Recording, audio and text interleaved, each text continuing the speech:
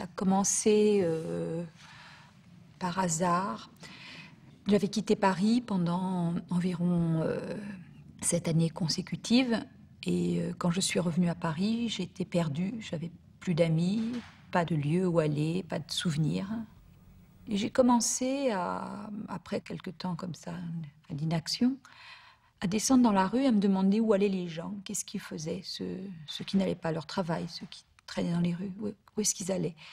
Je me suis dit que j'allais suivre les gens et voir où ils allaient, et qu'au moins je redécouvrirais ma ville à travers leur trajet et leur désir à eux, et leur énergie qui me manquait.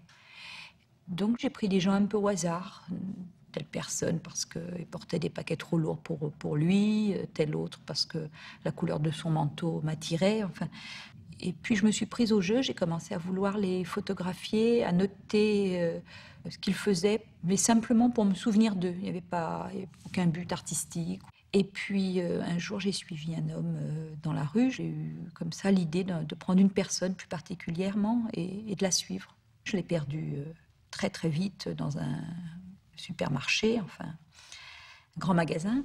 Et le soir même, je l'ai revu lors d'un vernissage de photographie. Il était là. Et j'ai décidé que c'était un signe comme ça suffisant, que c'est lui que j'allais suivre. Ensuite, j'avais appris lors de ce fameux vernissage, en écoutant une conversation qu'il avait avec des amis avec lui, qu'il ne serait pas là le mois prochain parce qu'il devait se rendre à Venise. J'ai donc décidé de me rendre à Venise. Et là, mon enquête a commencé, à savoir me rendre au bureau de police, appeler tous les hôtels de Venise un par un, enfin retrouver sa trace. J'avais un appareil photo, j'avais un petit magnétophone dans lequel j'indiquais quelle rue j'empruntais, mes sensations, mes sentiments sur lui, mes craintes. Je photographiais les rues qu'il empruntait, j'essayais de photographier, de faire des doubles des photos qu'il faisait lui-même quand il se mettait en position et qu'il photographiait un endroit. Je photographiais nos trajets.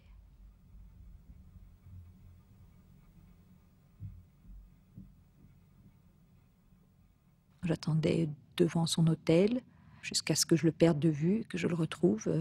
La journée se déroulait comme ça, à l'attendre. Et je rêvais de pénétrer dans sa chambre, de voir ce qu'il lisait, ce qu'il avait emporté comme vêtements, de l'observer de façon plus proche.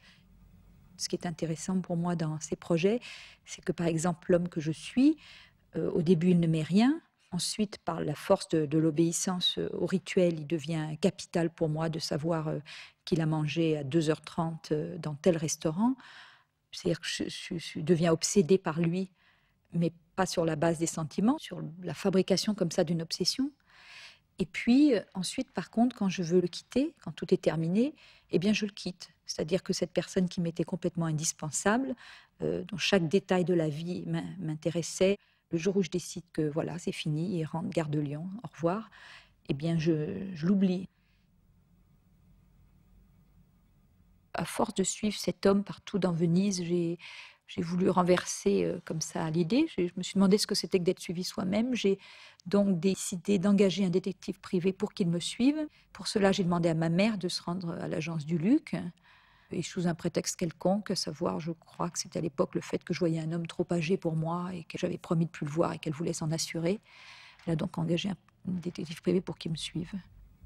Ensuite, ma mère a reçu les photographies qu'il avait prises de moi ainsi qu'un rapport écrit. Et moi, parallèlement, au moment où il me suivait, j'ai tenu une sorte de journal en écrivant tout ce que je faisais et pourquoi. Le résultat étant une sorte de double portrait, ma journée vue par moi-même et vue par le détective de la même période. Voilà, c'était un jeu. Donc, je me souviens quand j'ai reçu la planche contact, quand j'ai reçu les photos du détective, j'étais surexcitée, je les trouvais très belles. Il y avait des choses amusantes, par exemple, chaque fois qu'il me photographiait, qu'il y avait vraiment une information, que j'étais avec un homme, par exemple, ça devenait tout flou. On ne voyait pas l'homme. Je me souviens que j'ai adoré son vocabulaire, la surveiller, empreinte, la surveiller, fait ceci. Dans tous ces projets, je ne sais jamais ce que ça va donner. Ça peut complètement... il aurait pu envoyer un rapport qui aurait été illisible, ennuyeux, à périr. Les photos auraient pu... Je ne sais pas, je ne sais jamais. Là, je sais que je me souviens quand j'ai reçu son matériel. Bon, ça y est, c'était clair, ça marchait. Pendant 7 ans, j'ai voyagé en faisant des petits boulots partout où j'allais. Et puis quand je suis arrivée en Californie, on m'a proposé d'être go-go girl, enfin c'est une sorte de stripteaseuse, une version du striptease. Moi j'étais féministe à l'époque, enfin ça me paraissait un comble vraiment que de devenir stripteaseuse. Et donc j'ai refusé. Et ensuite, ce refus m'est toujours resté en travers. Et quand je suis revenue en France, ça m'obsédait cette histoire. C'est-à-dire que je me suis retrouvée à Pigalle à tourner autour des stands de foire foraine, autour des stripteaseuses. Et un des types qui tenait ces striptease a dû voir dans mon regard, parce que j'étais là, les yeux écarquillés dehors, j'avais jamais vu de striptease. Et il m'a dit, vous voulez le faire? Et j'ai dit tout de suite oui, alors que j'étais pas du tout préparée, je n'avais jamais vu. Il m'a fait rentrer immédiatement sur scène ce jour-là. C'était des choses très minables, hein. C'était des striptease forains.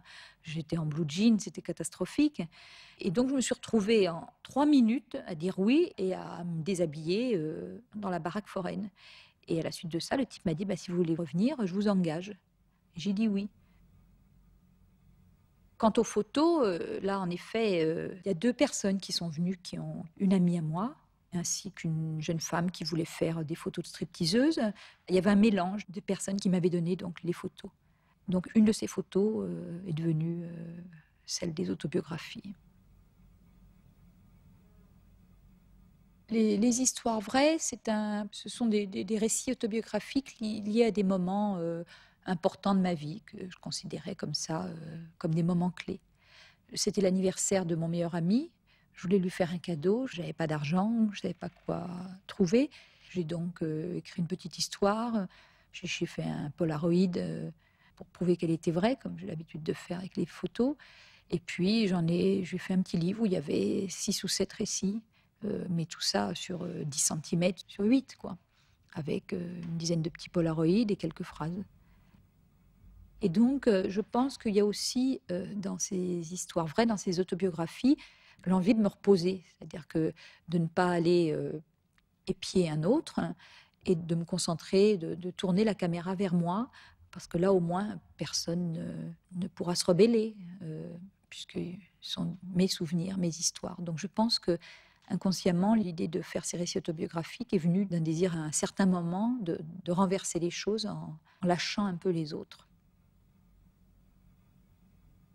C'était mon lit, celui dans lequel j'ai dormi jusqu'à mes 17 ans. Puis ma mère l'a mis dans une chambre qu'elle a louée. Le 7 octobre 1979, le locataire s'est couché et s'est immolé par le feu. Il est mort. Les pompiers ont jeté le lit par la fenêtre. Il est resté 9 jours exposé dans la cour de l'immeuble.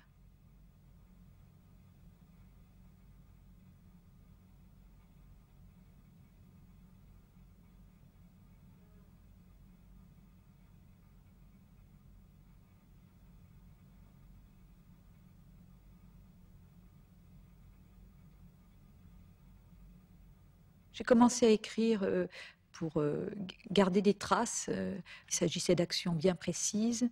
J'ai commencé à écrire comme on fait des constats policiers, c'est-à-dire l'homme sort de chez lui à telle heure et il emprunte telle rue. Et j'écris encore comme ça, même quand il s'agit de mes autobiographies.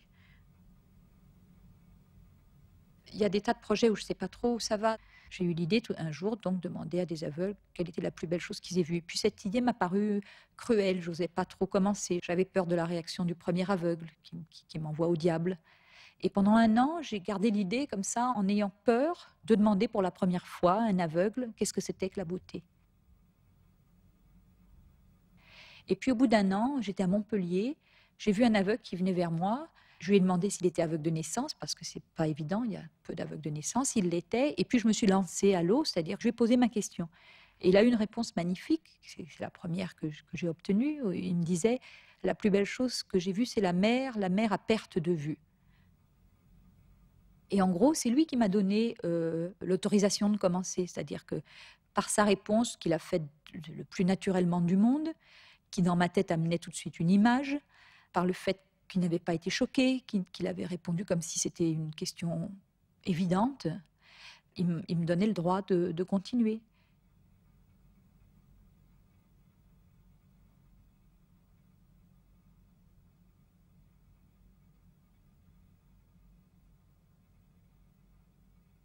Dans beaucoup de mes projets, maintenant, je ne prends même plus les photographies, c'est-à-dire que je prends les photographies quand elles sont liées à une performance, c'est-à-dire suivre quelqu'un dans la rue, c'est évidemment moi qui prends les photographies. Les aveugles sont en face de moi, c'est moi qui les photographie. Mais quand il n'y a pas de performance liée à la photo, je prends une mauvaise photo avec un Polaroid, je note dessus ce que je voudrais obtenir et puis je demande à quelqu'un de me faire la même photo mais sans qu'elle soit floue et je trouve ça préférable. Il y a plus de chances que la photo soit réussie, disons.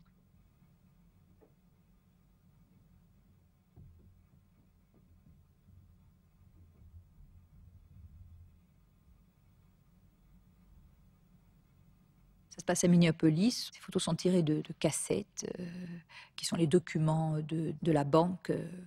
Je suis devenue amie avec une détective privée là-bas qui avait en sa possession des images, des films où on voyait des gens en train de sortir de l'argent des guichets cartes de crédit et avec time-lapse film, c'est-à-dire une photographie toutes les secondes, je crois. Ça, des images arrêtées toutes les secondes. On y voyait des gens qui arrivent comme ça, par exemple, tout sourire pour chercher de l'argent. Et au fur et à mesure que la procédure avance, que l'argent sorte, leur visage se décompose complètement. Ce qui m'a plu dans ces photos, c'est que ce sont des gens qui pensent être seuls face à leur argent. Je veux dire, ce serait comme d'entrer dans un confessionnal ou d'entrer dans un isoloir. Donc je me suis procuré ces films. J'ai fait des polaroïdes à partir de ces images. C'est la première fois, par exemple, où je me trouve devant des images que j'aime beaucoup. On voit ces gens comme ça dans le noir, leur visage, leurs traits, et sans savoir qu'en faire. Hein. C'est-à-dire que j'ai pour une fois, je suis dans le cas de figure inverse. J'ai le matériel, mais je n'ai pas l'idée. Vous voyez les 3 dernières photos là? Ça, c'est un homme qui m'écrit et qui veut devenir mon esclave ou mon serviteur. Et il m'envoie des photos de lui. Alors j'ai décidé d'obéir. Donc je lui ai écrit qu'il pouvait venir. Je ne sais pas ce que je vais en faire. C'est le jeu. Donc il va venir. Et il faut que je trouve des idées pour le faire travailler, mais voilà.